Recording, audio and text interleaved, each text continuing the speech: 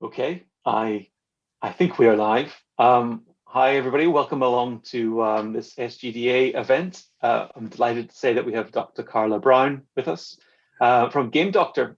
We're going to talk to Carla about Game Doctor, about what they get up to, say that how Carla's got to where she is today, and we'll touch on a few other interesting bits and bobs as well. So, hello, Carla. Thanks for coming. Hello. Yes. Maybe you could just introduce yourself and tell us just the strapline. What does Game Doctor do as well? Sure. So I guess I'm a scientist in training. So I came at the gaming industry from a very different pathway. And I've always really recognized games as a tool for engagement and behavior change. So what I do now, since running away from science, is I run a company in Glasgow called Game Doctor. And we're basically a game studio for health. So we develop mobile games for health education, engagement, and behavior change. Okay, excellent. And so how did you become the Game Doctor? What was your path up to the PhD? It's been a really exciting but really interesting path. So I'd done a PhD at Glasgow Uni, which was very traditional life sciences, working on like antibiotic resistance. And during my PhD, I started working with some game developers in Dundee. So like I got the train up once at like 4 p.m. and met with the studio called Future Fossil. And I was like, oh, can you make me a game on antibiotics? And they were like, sure. So that was in 2014. And from there, I've just been really hooked on how we can use games. So then I done a postdoc in gamification over in Philadelphia. I then worked at Public Health England, making games for infection disease education, and then came and set up Game Doctor after that. So it's been really nice to develop my skills. Wow, that's great. So you went to Philadelphia to do the postdoc? Yeah. What were you doing there? I was working with my PI called Sandra Hartman, and she was super, just a bit like me, super interested in digital games for health and science education. So we decided to focus my project on HIV. So we developed a mobile game for HIV education and basically distributed it across the universities in Philadelphia, and actually ended up working with like one of the biggest HIV/AIDS charities called Philly Fight, which was really cool. And then we evaluated it, wrote papers on it, etc. And it was really cool because we collaborated with the digital media department and the game design department. And that really opened my eyes to how multidisciplinary like the games for health sector should be, I think. So I kind of took that model and then applied it to my company. And then I've just been trying to build the team ever since, always making sure that we have the game development expertise, the design, and then the health science. Okay, excellent. So have you always been interested in games yourself? Did you play games growing up? Yeah, I mean, I would say that during my PhD, I wasn't playing as much games as I did, during childhood. But I really love mobile games now. Before, when I was younger, it was PlayStation, console games, but super into mobile now, and the Switch, obviously, as well. And it's actually been quite nice during COVID to give myself more time to play games again, because they're so good for ideas and inspiration, and it's really nice. Yeah, no, that's very true. Do you have any particularly fond memories of the PlayStation era when you were a bit younger? Yeah, I mean, so the way it happened with my family is we always got the best, like the most popular console, like 2 years later.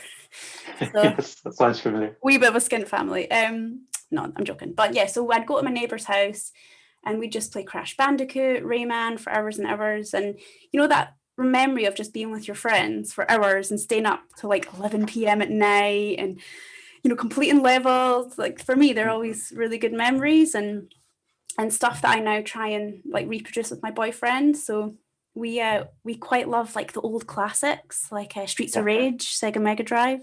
So we can stay up quite late playing that. Yeah, there's nobody saying you have to go to bed anymore. Exactly.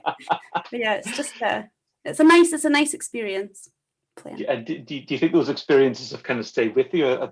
Are you influencing what you're doing now, do you think?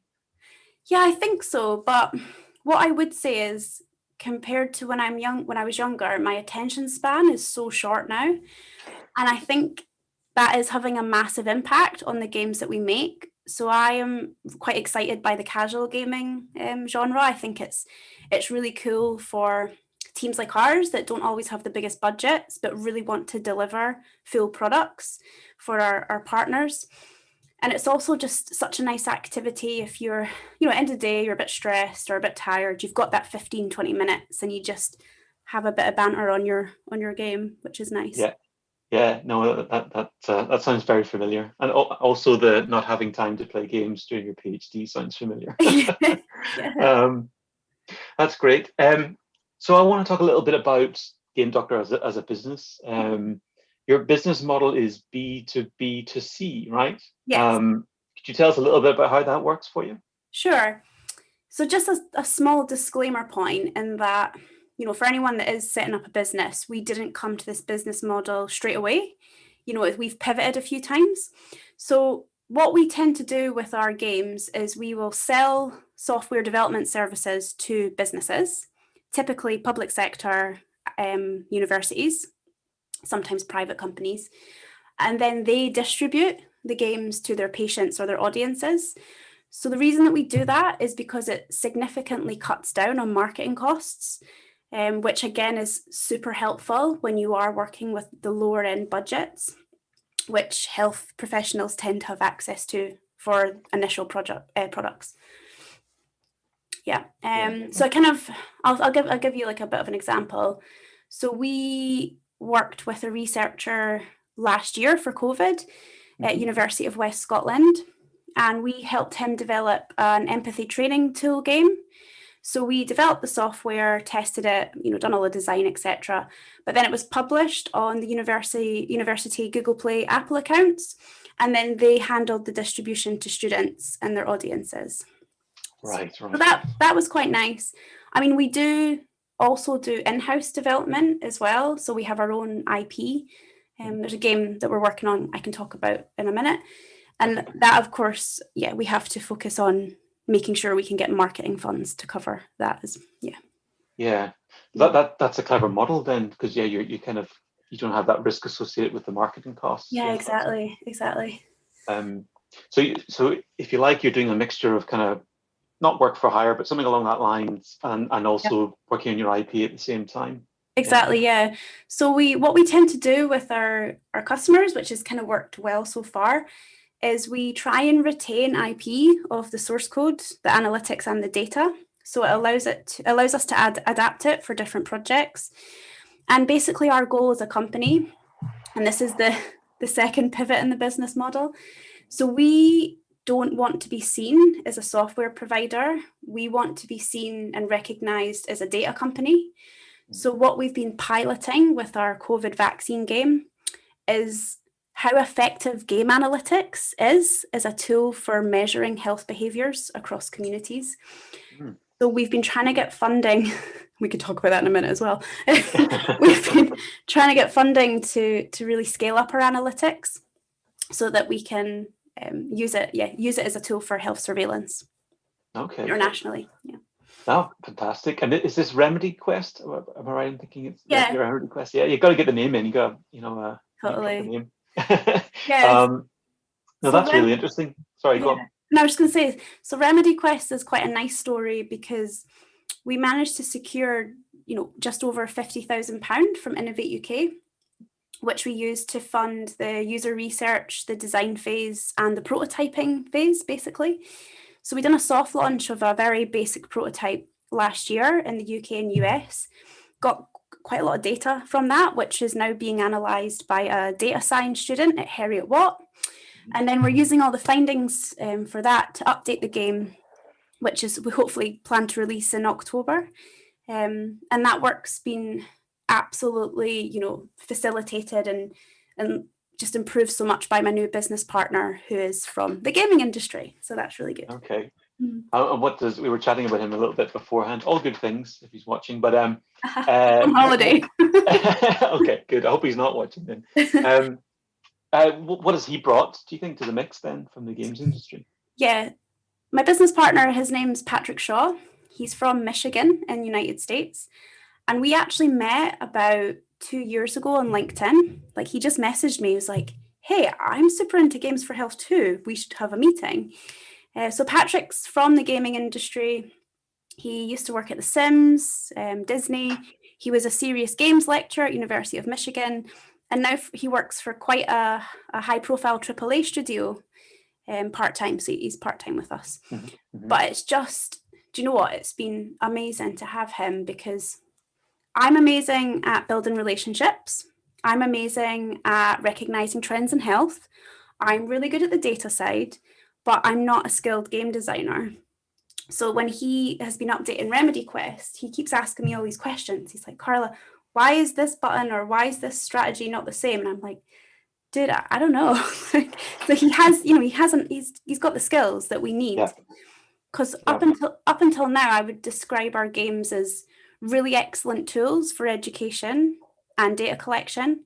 But now we're on a mission to make them recognized in the entertainment, sphere as well. So we can acquire the user numbers that we need to become a data partner for health organizations.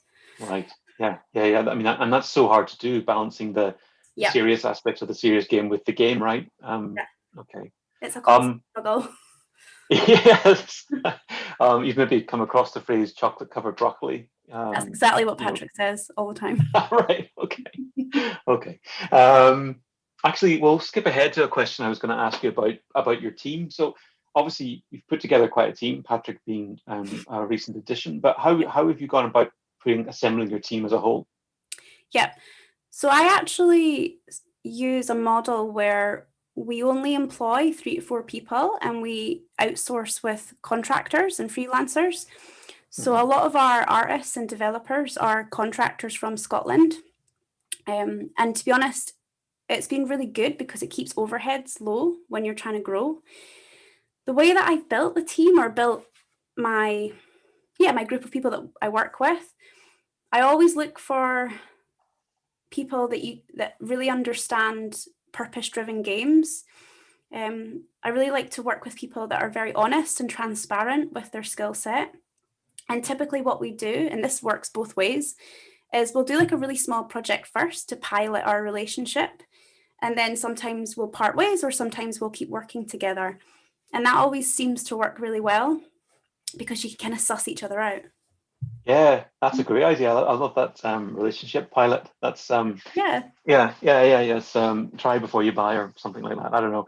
But that makes a lot of sense. I was going to ask you how you find the right people, but basically, I guess you just how do you recruit? Every way that you can think of: social media, word of mouth, Indeed, Slack. I mean, or the people that I work with, I'll ask them if any of their friends or colleagues or contacts. But the one thing I would say is it's really hard to find people in Scotland, which is really frustrating because I know there's so much talent in Scotland. But I've really struggled. It takes me hours and hours and days to find people. That's really interesting. So is it the discoverability of people, or is that? I find it really difficult.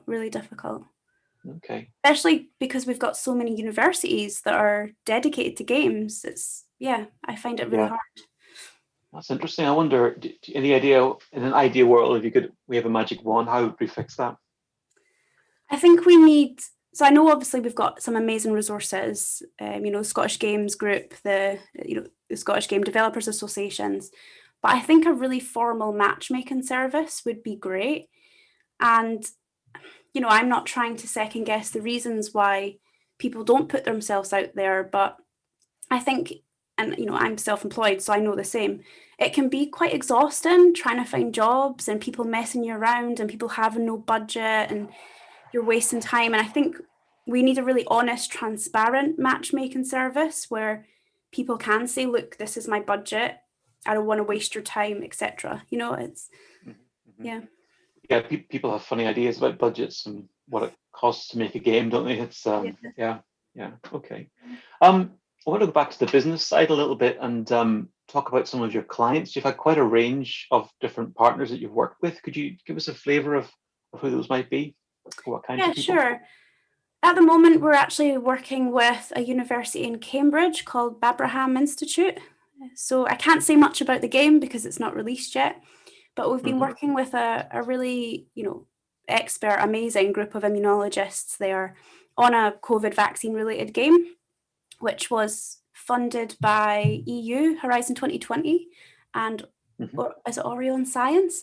So that's typically, in terms of academia, what we'll see is we'll have a research group that have managed to secure some funding to do a public engagement project or to fulfill their REF. For anyone that doesn't know what REF means, it's the Research Excellence Framework. Universities have to show that they're having an impact. So they get funding to do that.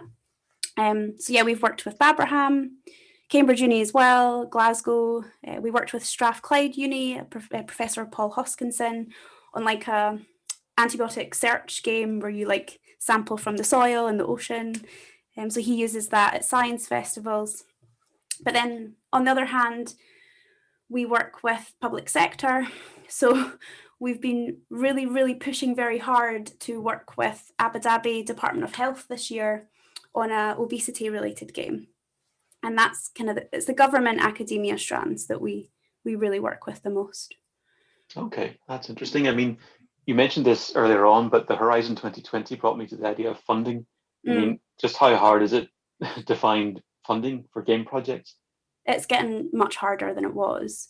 Okay. I think because what happened between 2010, 2020 is a lot of people got money and done pilot projects. And then I'd say about 80% of those projects got left on the digital shelf. So not many people used them. There wasn't outcomes being demonstrated. And therefore funders have went, right, hold on a second, we can't keep doing this because it's, a waste of money. So what we tend to see now is there's far less pots of money, but they're bigger. But the expectation is it would be a bigger project. So they're looking for consortiums to come in, not just develop the game, also develop implementation, marketing, data collection, everything, which is good, but it's much more competitive. Yeah. Okay. Well, that's it. I'm aware of a few projects just like that, and often it was a case that the game aspect was underfunded to begin with, and it was never really going to go anywhere, right? Exactly. And actually, that's a question for you because I talk about this a lot. Why do you think that game development is just recognized as such a cheap job and they're so underfunded? Because we talk about this all the time.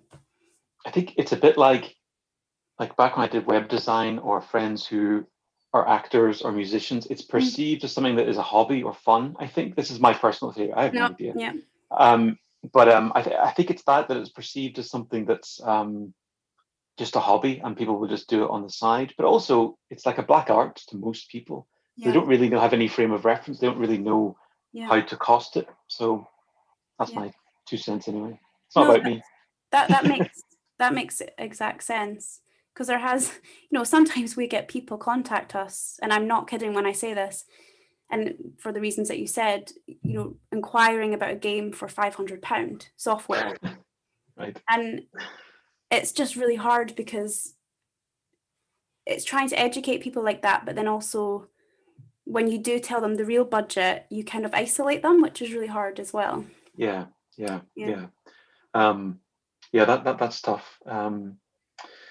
But you must have built up a few skills in that department of dealing with people like that, right? I mean, it's like, I think at the end of the day, if someone has a budget of £500, they can do something really amazing, but not a game. Yeah, right, exactly. Yeah. So maybe that we can sort of segue on to you've been going since 2016, right? So 5 years. Yeah. Which, is pretty damn impressive. The startups come and go, and you're going strong. How important has it been for you to follow your own path, do you think? Very important. All the way through this journey thing, this 5 years, oh my God, when you say it like that, there's been a lot of people who have given me advice or told me to follow the traditional investment pathway that a game studio would.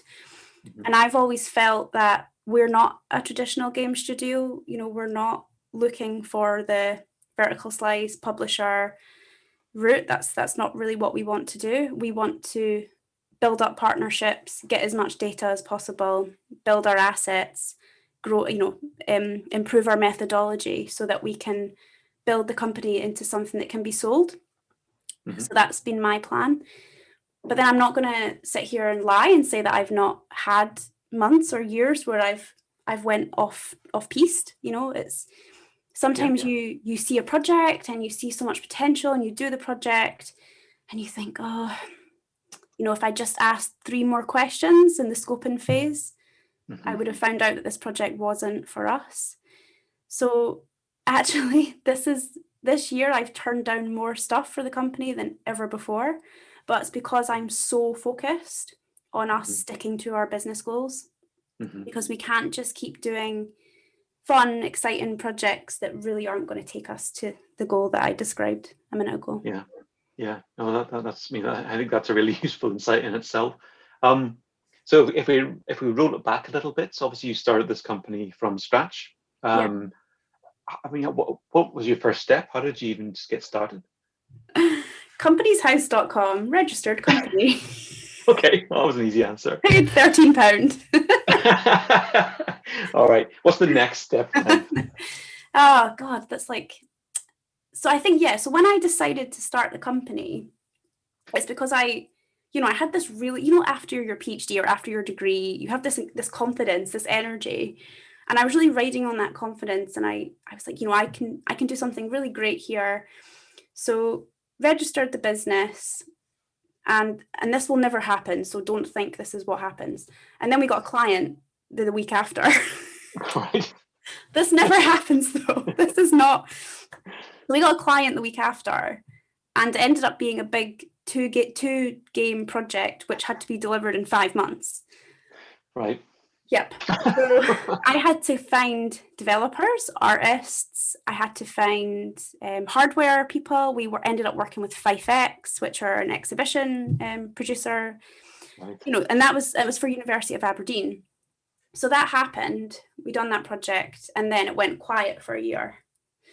But the thing is, if I could go back, I'm not sure I would do that project again, because it really shaped our business model for the next 2 years. Right. We didn't have time to really think about the business model and the plan. We just thought, these great people, and they are great, fantastic people, Professor Neil Gow and Barbara Govan, amazing. These great people want 2 games on fungal infections, fungal invaders. It was really fun.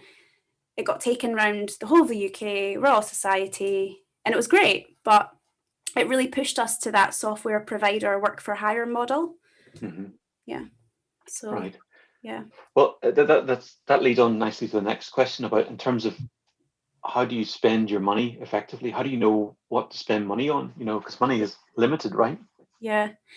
So I'm from a very modest background where I was taught that every pound matters, and to be honest, I think that's really helped me, because I'm able to really achieve a lot on a shoestring. Mm-hmm. So one thing that I would recommend anyone doing that's starting a business is create a cash flow sheet. Know how much is coming in every month, know how much is going out every month for the next 12 months, so you can plan. And actually, that needs to be your first step, I would recommend, because it's just really useful. Mm-hmm. So as I described, we work with contractors a lot to keep overheads down. We have a lot of reusable content, which can help keep overheads down. We've for like data analysis, we can bring people in and out. We use AWS for that, which has really competitive prices mm-hmm. for their databases. But really, it's not taking on too much costs until you really need them. Because a lot of businesses can be like, all right, okay, let's hire 10 people, let's get a marketing director, let's get a big office. And actually, you don't know if that big contract's going to come back in the next year. And then, boom, gone, bust. Right. Yeah. Well, that's why you're still here. Yeah, I mean, that's scraping by. No. Doing something right. Yeah. Every pound counts. That's a good one. Yeah. But I mean, I'm not going to, again, I don't want to sit here and pretend that there's not challenges in the business. There's been a lot of challenges since COVID. We've had cancelled projects, grants cancelled. There's been like this, basically. Yeah. So Okay. you just have to kind of not take things personally. Mm-hmm. And if a project is cancelled, it's about maintaining the relationship with the person, because at the end of the day, your colleague at that company didn't want to cancel the project. So maintain the relationship, think about what you can do next to ensure that the next project with them isn't cancelled. Yeah. Oh, that's great advice. Yeah, don't burn any bridges. Yeah, exactly. I guess that connects to what you're saying about don't take it personally. Like it's not Yeah, a personal it's never personal. It's never. Yeah. Okay. Actually, that fits nicely with this idea of co-creation. I know that's a big emphasis in what you do in your terms of how you develop your games. Yeah. Could you tell us a little bit about that co-creation process? Yeah, sure. And sorry, I've got hay fever, so I'm a bit sniffy. Sorry. So we really try and engage our target audience all the way through the process. So before we even start designing games, we'll do a user needs assessment, typically in a 4-week sprint. So we do surveys, interviews. Sometimes we use our games as data collection tools, look to the research, look to the market to see the pain points and the knowledge gaps of our target audience. And then we use this to inform the design. And then once we start prototyping, we just keep sending builds to whoever we work with. Most of our games are for, ages 8 to 16. So we've actually built up a relationship with quite a few schools across the UK. So we have a really nice relationship with a school in Gloucestershire, a school in Swindon, random places, some nice relationships with schools in Glasgow. And, the teachers that lead the relationship are always just super excited to get involved because it's something different. Mm-hmm. So we test. And then, of course, with our customer, our client, our collaborator, they're highly involved in all of this. So they will contribute to the design document, they will test, they will feedback. So it can be quite labor intensive, but we really try and adopt that model as much as possible. Yeah, it pays off. All that work pays off. Yeah. Mm-hmm. Obviously, your games are underpinned, as I understand it, correct me if I'm wrong, by both research and data. You've mentioned data quite a lot. Yeah. I'm wondering, let's start with the data. So what's the role does the big data play in your games? You've done a lot of work with, I think, gameplay data and player profiles. Is that right? Mm-hmm. Yeah. In the COVID vaccine game Remedy Quest, what we're doing just now is we're trying to use the game behavior data and game engagement data and link it to COVID case data. So the data that we collect in that game is we measure how often the player uses the vaccine, if they upgrade the vaccine, when they upgrade the vaccine, how often they upgrade the vaccine, if they use the first drug, the second drug, the immune system, when they play the game, how long they're in each scene for, how long they watch the tutorial, what characters they choose. We're trying really hard to kind of segment our players. So now what we're doing with that data is we're using all the kind of behavioral data and the usage data to create an engagement profile. So super engaged players, semi-engaged players. And now we're joining that data with COVID case data. Mm-hmm. So basically we're trying to see if game engagement increases or player profiles change when COVID cases go up and down. So we're looking at that in the UK and the US, thanks to this lovely open source COVID data that we have. And we're looking at that between October and January at the moment to basically try and create a model. Wow, that's going to be really interesting. That's and you've got lots of data to play with then, I guess. We've got around 6,000 users for that time period. So it's not as much as I had hoped we would have got, but it's better than nothing. Yeah, sure. And is that still something people can download and contribute, or? Yeah, it's still available, but I would say wait until we update it in September because it's going to be so much better. Okay. Yeah. Put it in the diary. Okay. Yeah. So the other aspect then is the research. You're not just plucking these ideas from the sky. It's based in research. So how do you go from research to a game design? How do you integrate the research? So we work very closely with scientists to do this.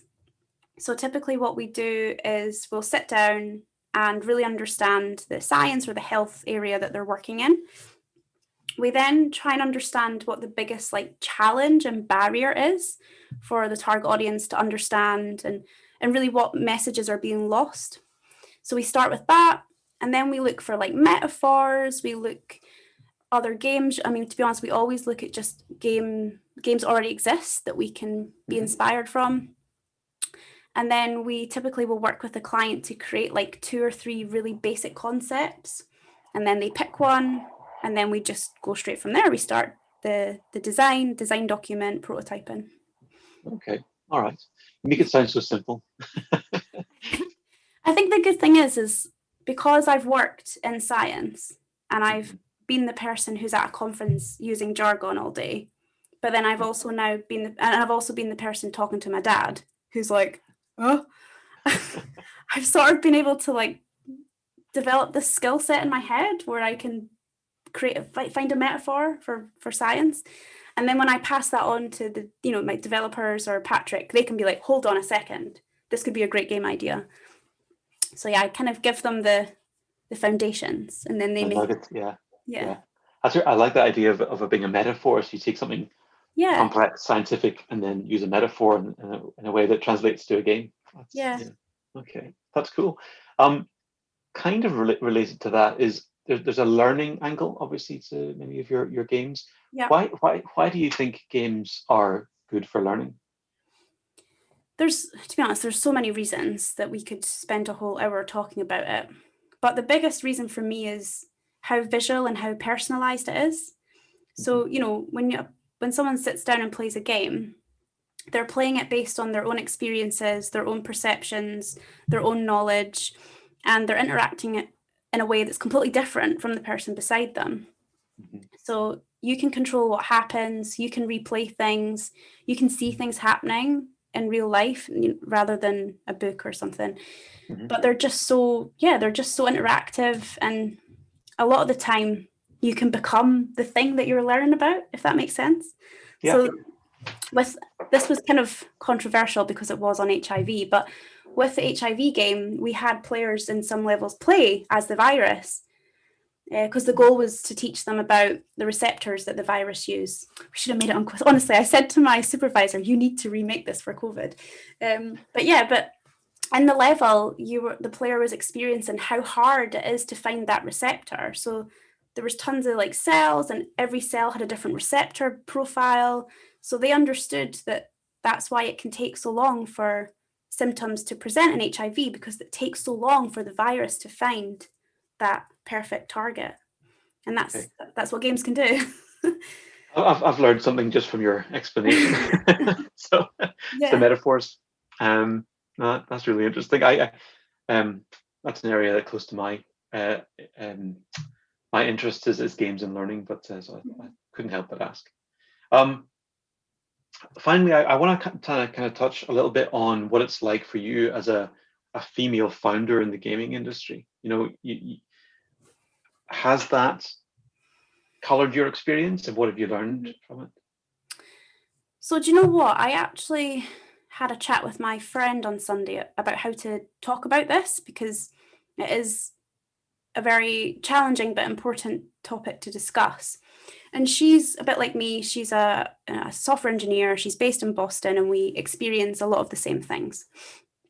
So actually, we kind of decided that everyone in the world has some form of unconscious bias that they have, whether it be age, gender, where you're from, what clothes you wear. Everyone has something within them, and it's how we're raised as humans. And actually, it's actually more refreshing to have someone discount you in person and be very honest about the bias that they have towards you as a female. It's the people who are silent, who are very nice to your face and dismiss you behind your back, that are causing problems. So I think my honest advice is, if you're working with females and you're a bit unsure about something, or let's just have a conversation, because we're just business owners. Like we're no different. I wake up, I check my emails, and manage a team and work with my business partner. And I think we just have to kind of get to the point where it's not, oh, you're a female founder, how is that? It's, oh, you're a founder, how is that? It's because it's not, oh, you're a male founder. That's never how I'd recognize someone. No. I'd recognize someone as he's a really funny business owner, he's a really quirky business owner, but I would never say male. Yeah. So I think we just need to stop recognizing women as female all the time, because we're just business owners. People, yeah. No, yeah. So why, I mean, this is kind of answered the question, but why then do you think there are so few female people in the games industry? It's such a big question. I want to be very careful not to overgeneralize. Of course. I think we don't always feel welcome, if I'm honest. Mm-hmm. And I have faced discrimination in meetings because of my gender. Some meetings I've had one person just talk to me about maternity leave the whole time. I was like, oh, I don't have kids, I don't want kids, so why are we talking about this? So I think we don't always feel welcome. And yeah, I think that really needs to change, because we bring so much to this industry. We're very purpose-driven people. Again, I don't want to overgeneralize, because that's not who I am. Mm-hmm. But it's just, again, we're just business owners. We're no different. We're no different. There's no difference. Yeah.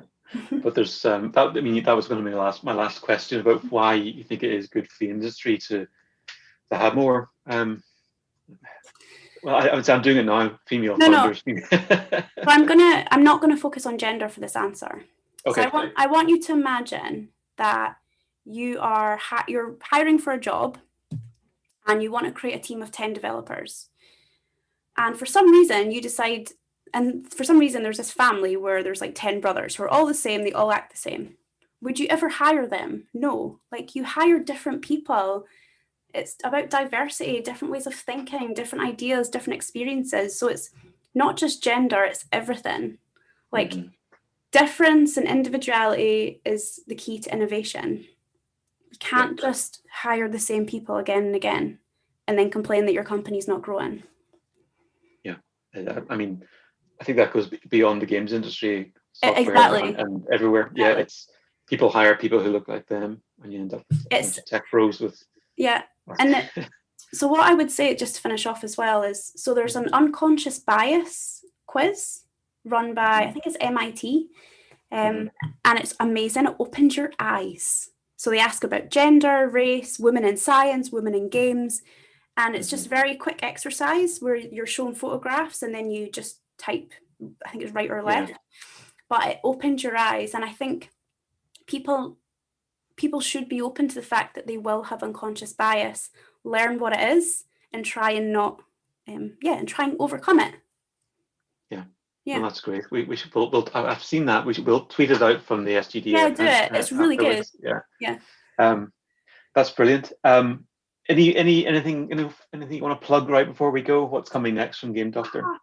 Yeah, so I mean, watch out for our Remedy Quest update, where, I mean, what we're doing is pretty out there, but we think, why not? We're going for a full-on fantastical genre, so less about science. So that'll be September, October. You can kind of keep updated on our dev diaries on the website. And then, hopefully our obesity game as well. Check out for that. First version by January 2022, if we get the funding. Fingers crossed. Well, I have no doubt that you can persuade people to fund I hope so. Well, I think that's you've been on the spot long enough. I want to say thank you so much for that. That was really interesting. And if anyone's interested, it's gamedoctor.com, is that right? .co.uk. .co.uk, sorry, my apologies. No, it's okay. Again, we'll tweet that out as well. So that's brilliant. Thank you so much, Carla. We'll leave it there. Thanks, Matt. Ali, cheers. Ali, if you want to take us offline. Thank you.